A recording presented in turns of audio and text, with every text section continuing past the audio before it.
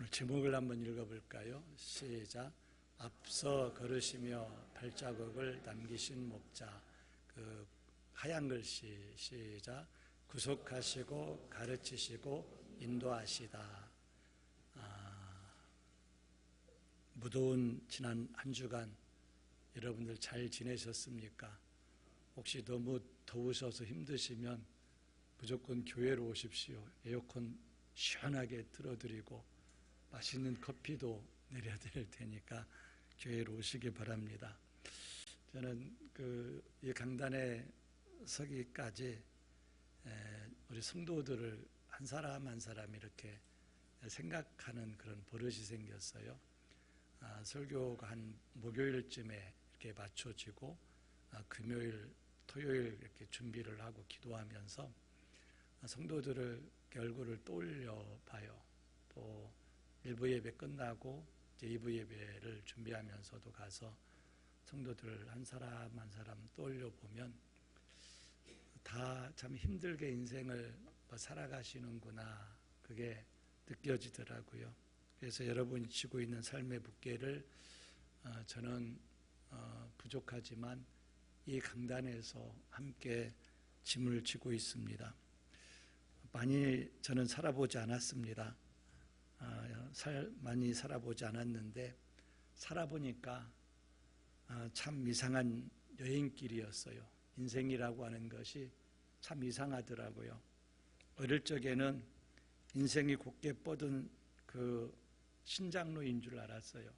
그래서 어렸을 때는 왜 이렇게 빨리 어른이 되고 싶었던지 막 어른이 되고 싶었어요. 열심히 하면 길이 열리고 착하게 살면 복을 받고 그렇게 믿었습니다. 그러나 살아보니까 인생은 신장로가 아니라 안개가 자욱하게 낀 산길과 같았습니다.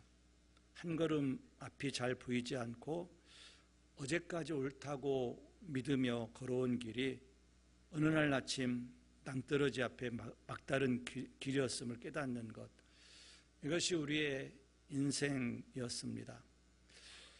조용히 한번 뒤를 돌아봐 주시겠습니까?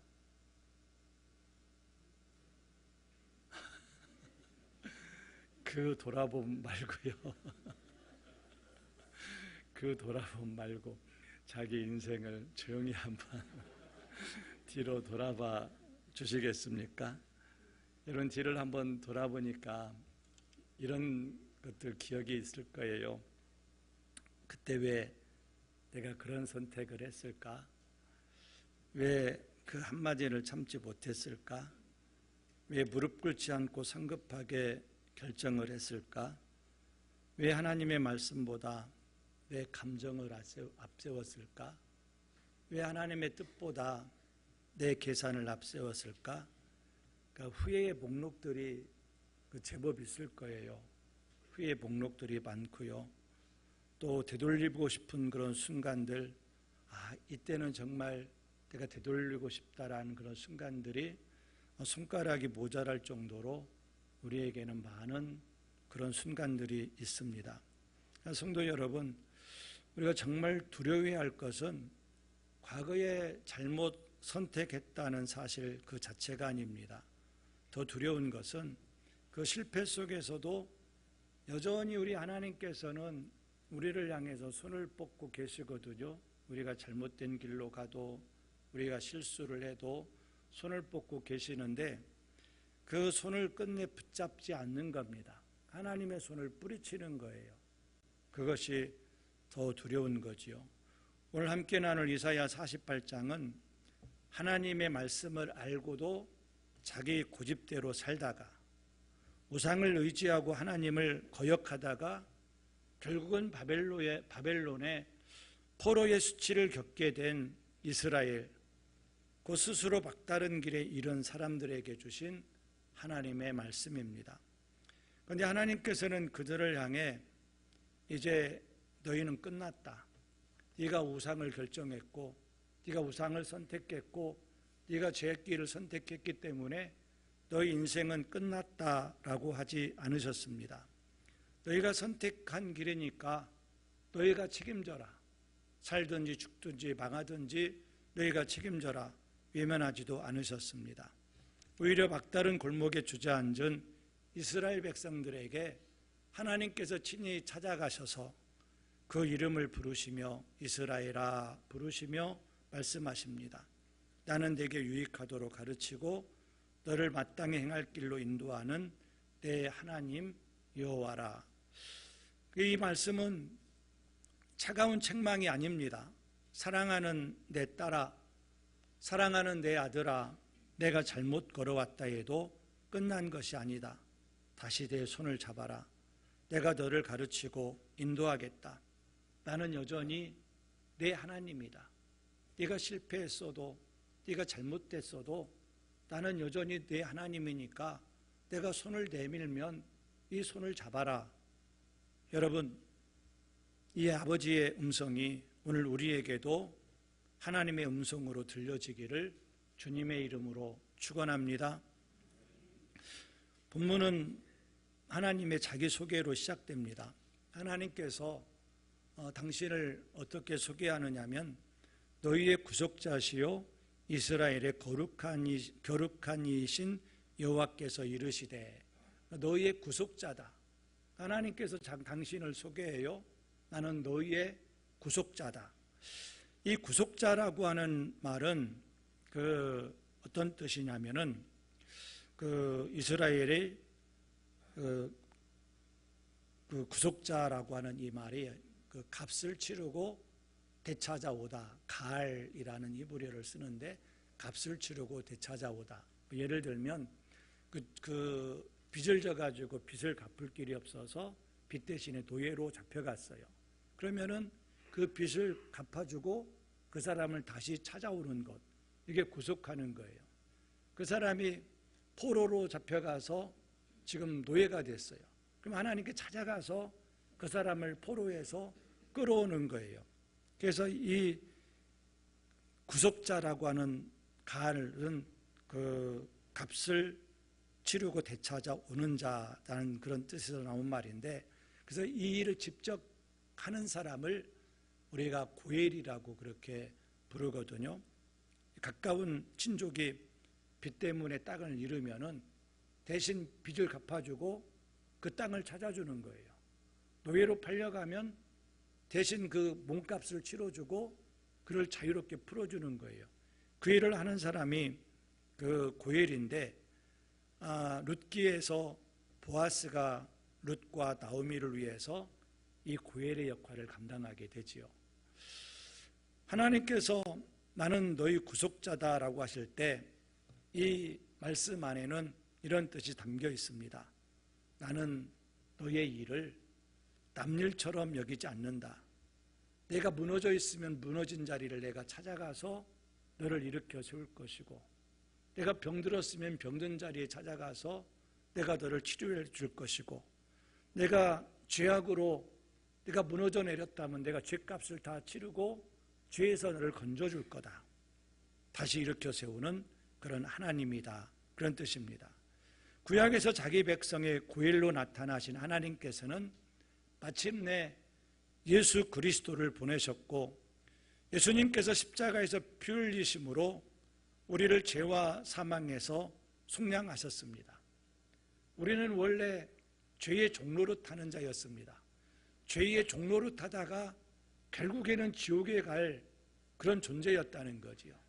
그런데 하나님께서는 값을 치르고 기어이 찾아오시는 분이기 때문에 예수 그리스도라고 하는 그 생명의 값을 지불하시고 우리를 그 죄악의 자리에서 건져내셨어요.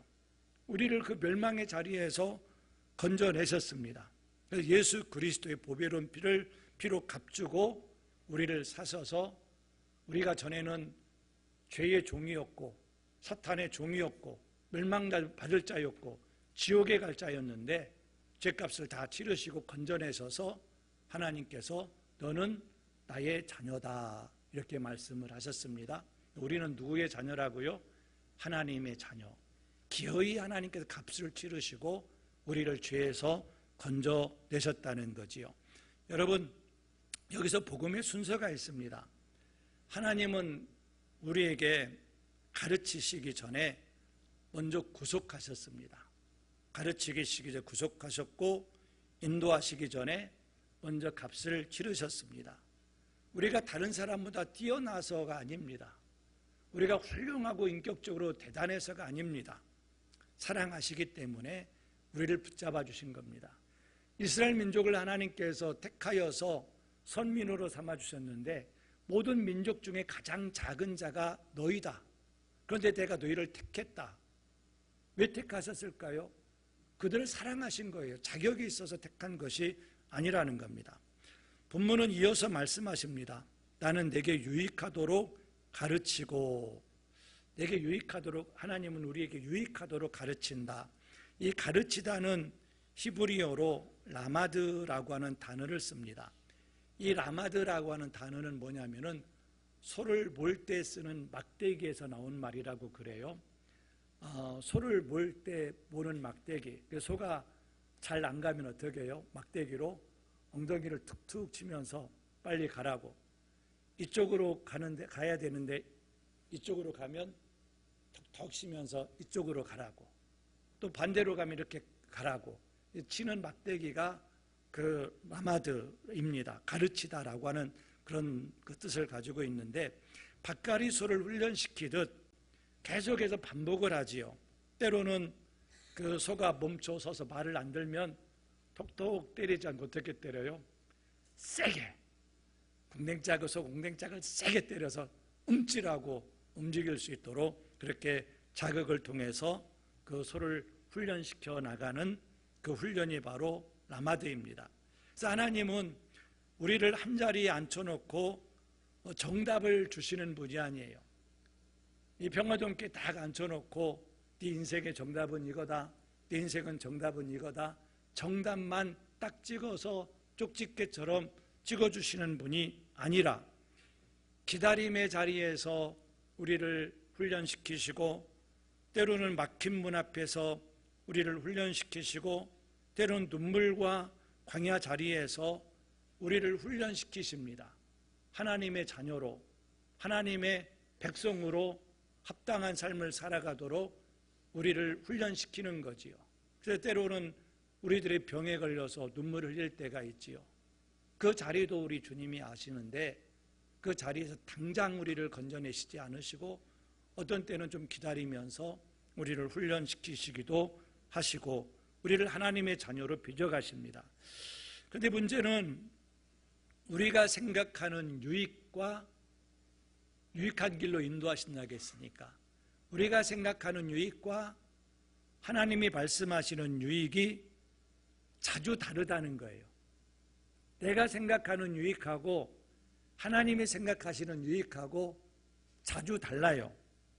우리는 더 많은 소유를 유익이라고 여기지만 하나님은 더 거룩한 영혼이 유익이라고 말씀하셔요.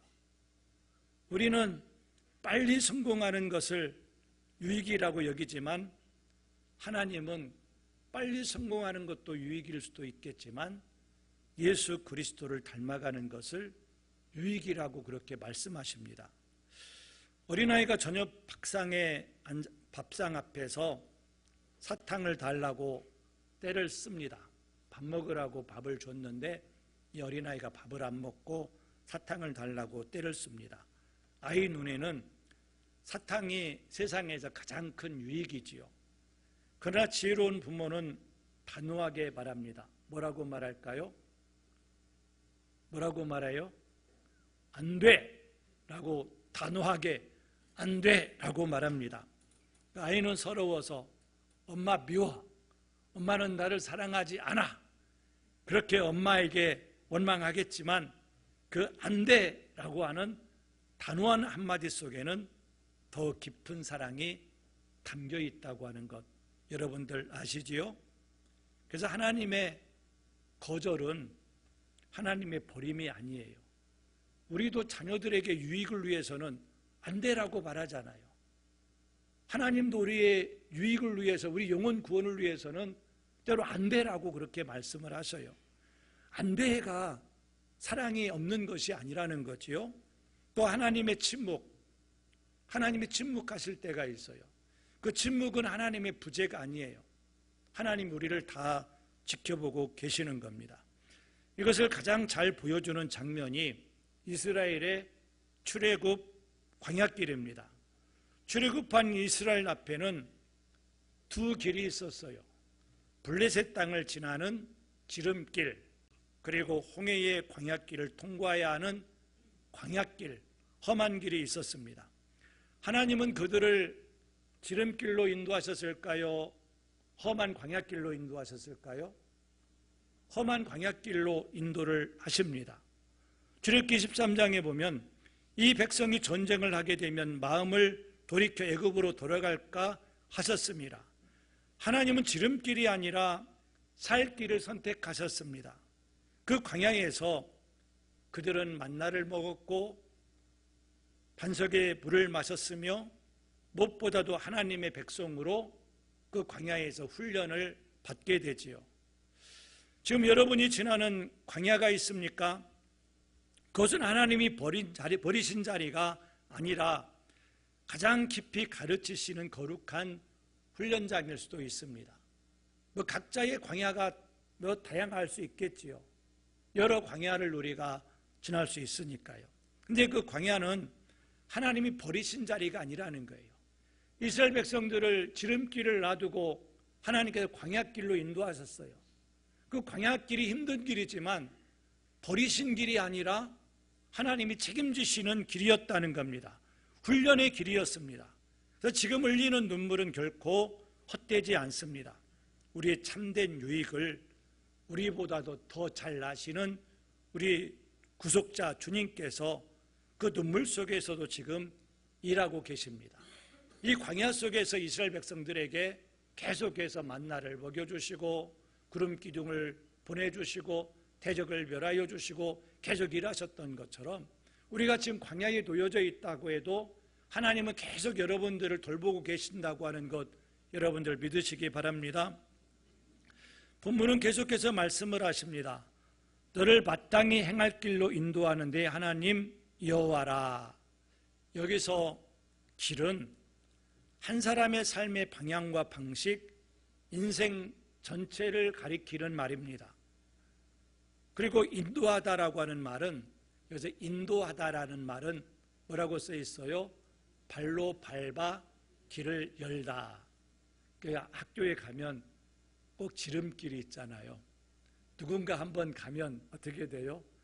또 한 사람이 가고 또 한 사람이 가고, 그래서 길이 만들어지잖아요. 길이 없는 곳에 길을 만들어주잖아요.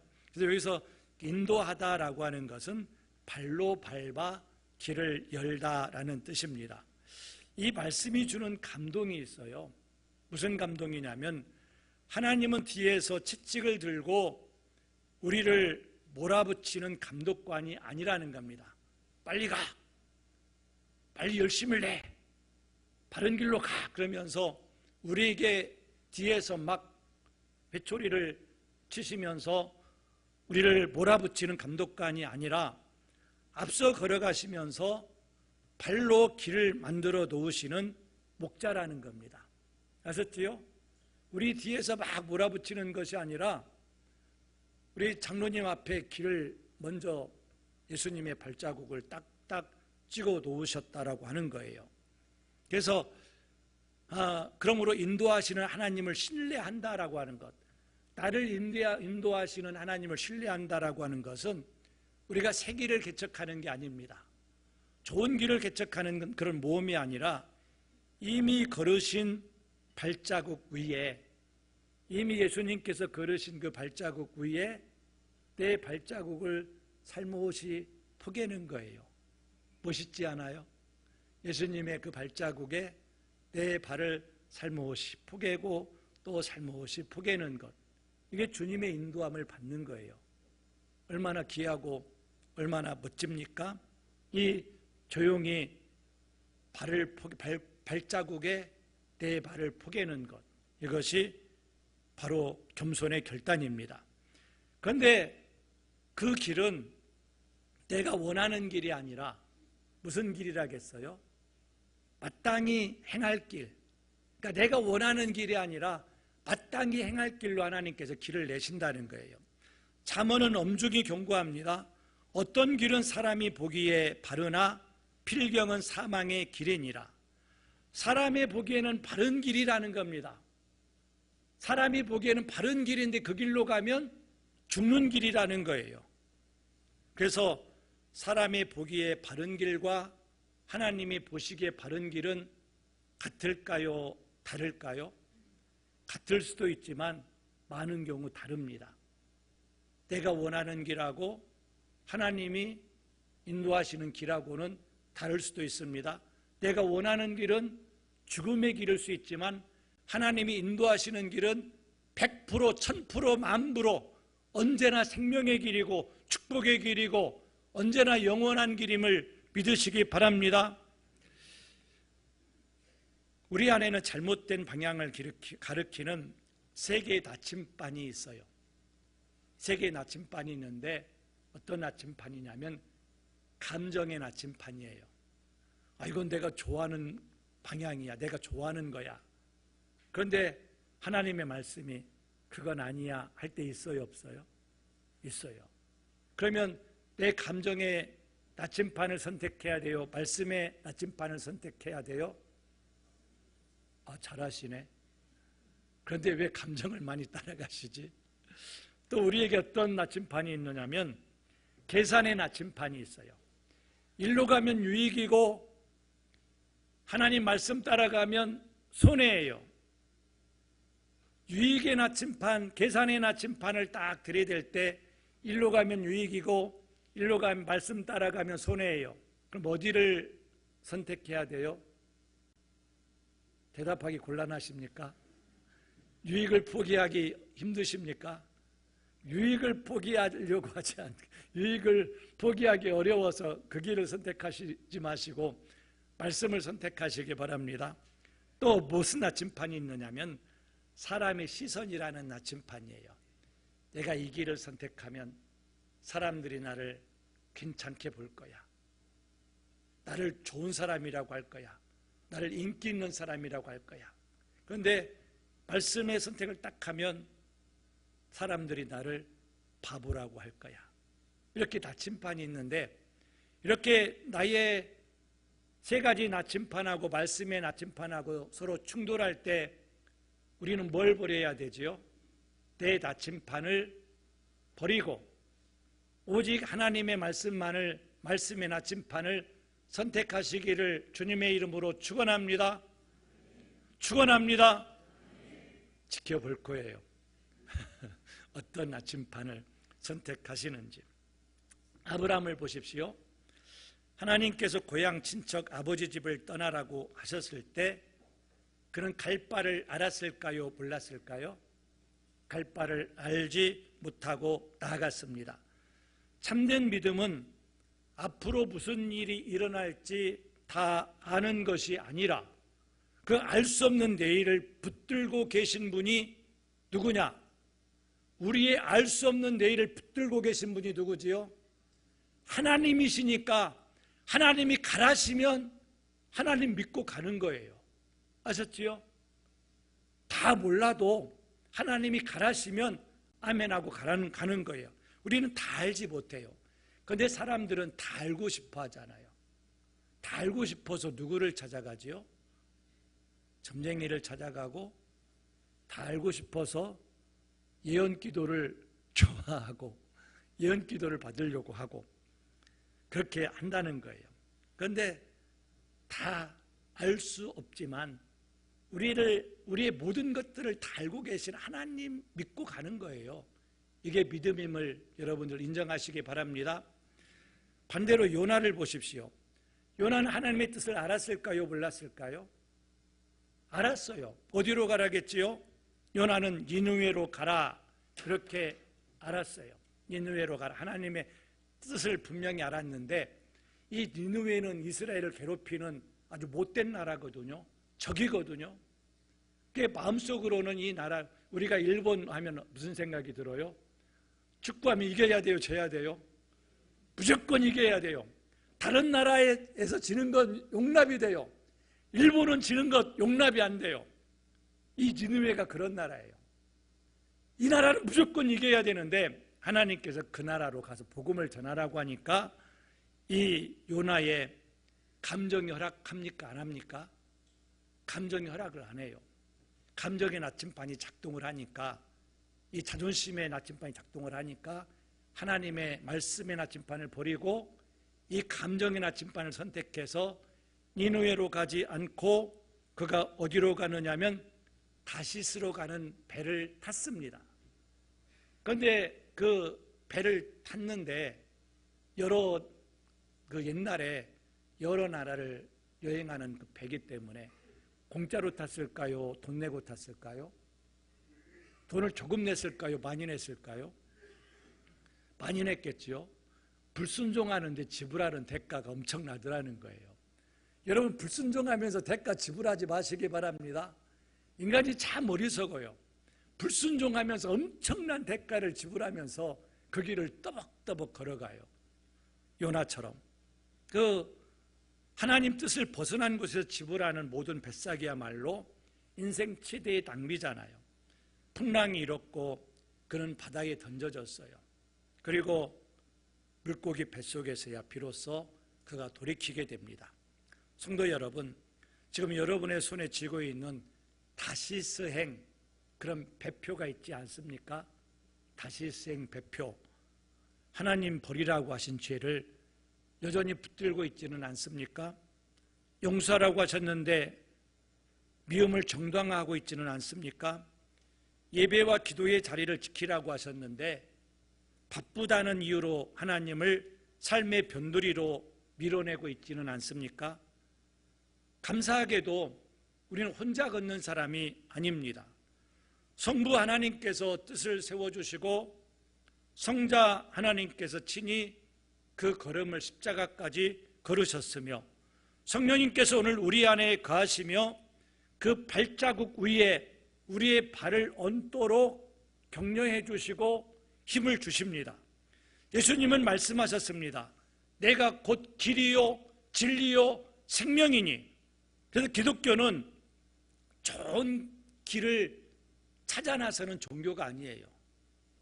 또 도를 아십니까? 도를 찾는 종교가 아니에요. 득도하는 종교가 아닙니다. 길 대신 예수님을 따라 걷는 종교가 기독교인 거예요. 쉽지 않아요? 예수님의 발자국에 내 발을 살며시 포개는 것, 이게 우리의 신앙생활이라는 겁니다. 우리에게 필요한 것은 먼 길 전체를 내다보는 능력이 아니라 오늘 비추어 주시는 말씀의 등불을 한 걸음 순종하는 믿음입니다. 시편에는 하나님의 말씀은 내 발에 뭐요? 등불이라겠죠. 등이요.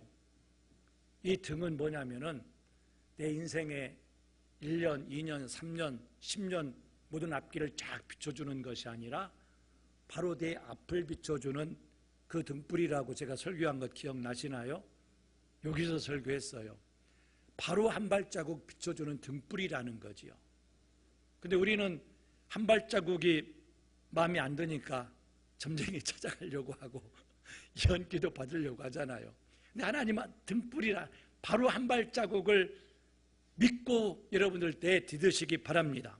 그래서 오늘 비추어 주시는 말씀의 등불을 따라 한 걸음 순종의 발걸음을 내딛는 것, 이게 믿음입니다. 하나님은 내일 필요한 은혜를 오늘 주시지는 않지만 내일 걸어갈 은혜는 내일 반드시 주십니다. 이스라엘이 걸어갈 그 구름기둥과 불기둥으로 다음 날 인도하셨어요? 안 인도하셨어요?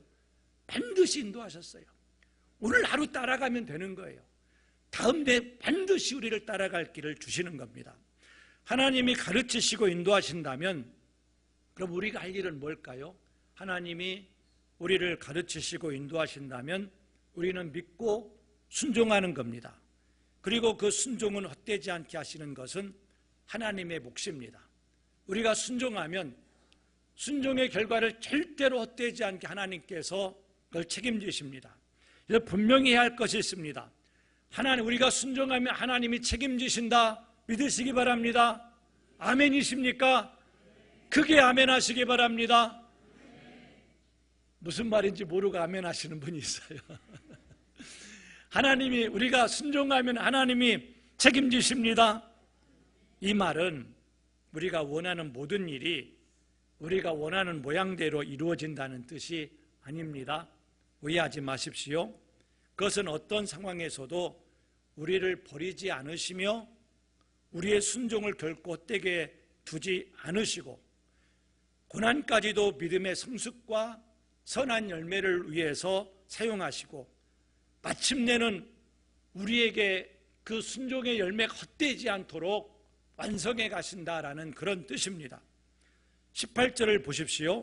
이제 본문 다음에 18절, 내가 나의 명령에 주의하였더라면 내 평강이 강과 같았겠고 내 공의가 바다 물결 같았을 것이며, 이 말씀에는 내가 내 말을 들었더라면이라는 하나님 아버지의 안타까운 탄식이 담겨 있습니다. 이건 정죄가 아니라 여전히 평강의 길로 돌아오라는 애타는 하나님의 초청입니다.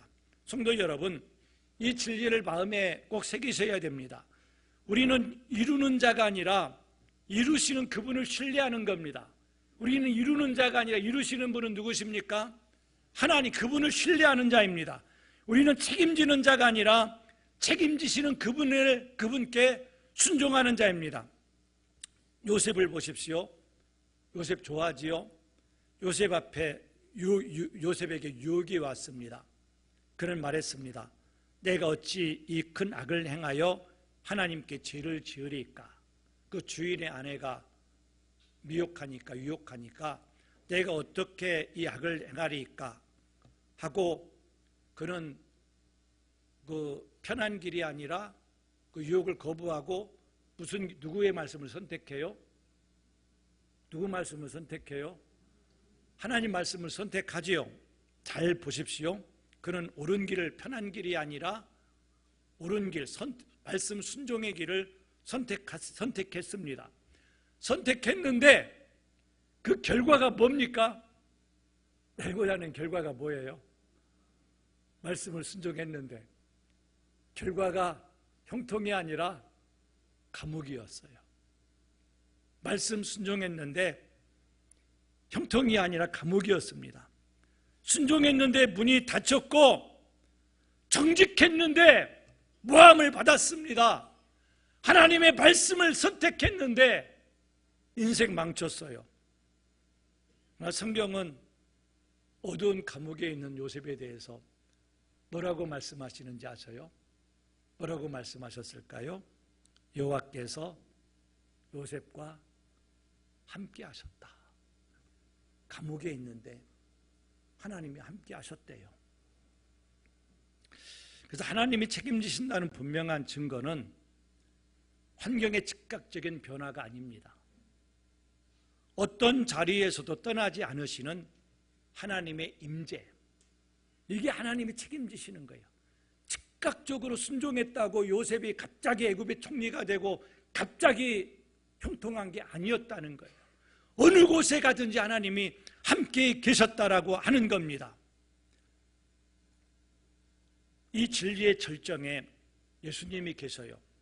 예수님이 겟세마네 동산에서 땀방울이 핏방울같이 흐르도록 기도하십니다. 예수님이 아버지여 만일 할만하시거든 이 잔을 내게서 지나가게 하옵소서. 그러나 나의 원대로 마시옵고 아버지의 원대로 하시옵소서. 예수님이 자기의 뜻을 포기하고 누구의 뜻대로?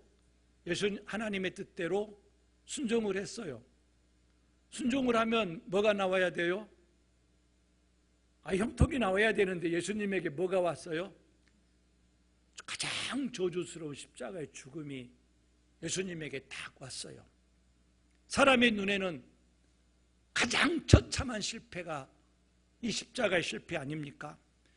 그러나 아버지께서는 그 순종을 죽음 속에 버려두지 않으시고 사흘 만에 무덤 문을 여시고 부활시키셨습니다.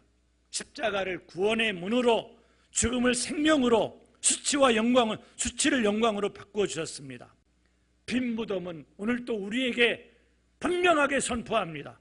하나님께 드린 순종은 결코 헛되지 않다라고 하는 겁니다. 아셨지요? 금방은 몰라요. 당장에는 요셉도 통통한 것이 아니라 감옥 갔어요. 예수님도 가장 저주받은 것처럼 보였어요. 그러나 하나님께 드린 순종 결코 떼지 않도록 하나님이 책임져 주십니다. 그러므로 성도 여러분, 우리가 할 일은 결과까지 책임지는 것이 아니라 올 한 걸음 순종하는 거예요. 예수님의 발자국에 내 발을 포개는 거예요. 어렵지만 한 걸음 한 걸음 믿음에 순종하다 보면은 하나님께 그 결과를 책임져 주실 줄로 믿습니다. 그 결과는 상상할 수 없어요. 이 요셉 애굽의 총리 대신이 되고요, 이스라엘 민족들을 왕성한 민족으로 애굽 땅에서 보호하는 그 역할을 해내게 됩니다. 예수님이 저주받은 것으로 끝난 것 같았지만 인류 구원이라는 놀라운 역사를 이루어 나가신다는 겁니다. 여러분들이 말씀에 순종하다가 손해를 보는 것 같지만, 말씀에 순종하다가 여러분들이 고난을 당하는 것 같지만 그 결과는 엄청난 하나님의 축복의 역사가 있다라고 하는 것 믿으시기 바랍니다. 그리고 하나님의 말씀에 순종하십시오.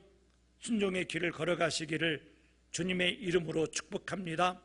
그래서 우리가 순종의 길을 걸으시 한 걸음을 내딛는 순간 앞서 걸으신 주님의 발자국 위에 여러분의 발자국을 살포시 포개는 거예요.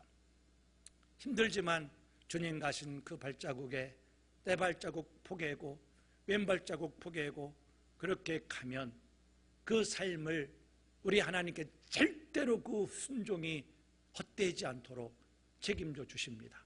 여러분들에게 반드시 유익하도록, 반드시 여러분들에게 복되도록 간증할 수 있도록 허락해 주십니다.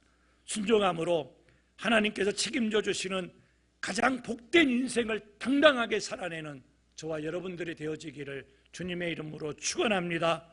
기도하겠습니다. 사랑과 자비가 풍성하신 하나님 아버지,